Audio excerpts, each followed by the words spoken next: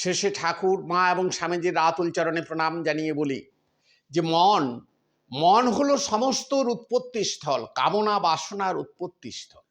এই কামনা বাসনা কি না কাম কাঞ্চনে সিক্ত বাড়ি ওতপ্রোতভাবে যুক্ত আছে।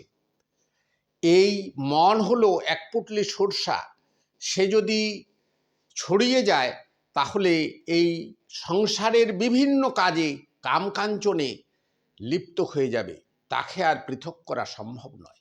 দুধ যদি জলে ঢেলে দেওয়া হয় তাহলে সেই দুধ আর জলকে কোনোভাবেই পৃথক করা যাবে না।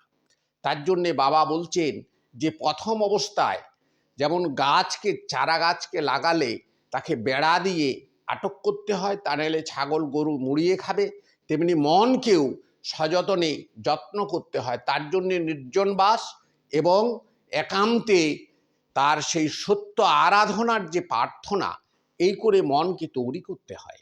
কেমন করে না সমস্ত সংসারের কাজ করবে কিন্তু মন থাকবে সেই সত্যের পায়ে, সেই ঈশ্বর, মানে ঈশ্বর বলতে বাবা যাকে বোঝাচ্ছেন সেটি হলো সত্য, সেটি হচ্ছে আত্ম উপলব্ধি।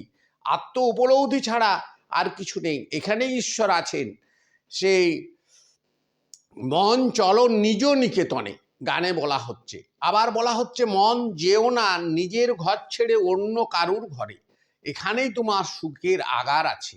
এখানেই সমস্ত, যদি তুমি ডুব দে মন কালী বলে মনকেই ডুব দিতে বলছে। চল মন বেড়াতে যাব, মনকেই কিন্তু আগাচ্ছে, কারণ মন হচ্ছে সমস্ত কামনা বাসনা সমস্ত চিন্তার উৎপত্তি স্থল। এর গতি কিন্তু আলোর গতির চেয়ে ভয়ঙ্কর। এই কামনা বাসনার কেমন করে জন্ম দেয় না, একটা গল্প এখানে বলতেই হয়।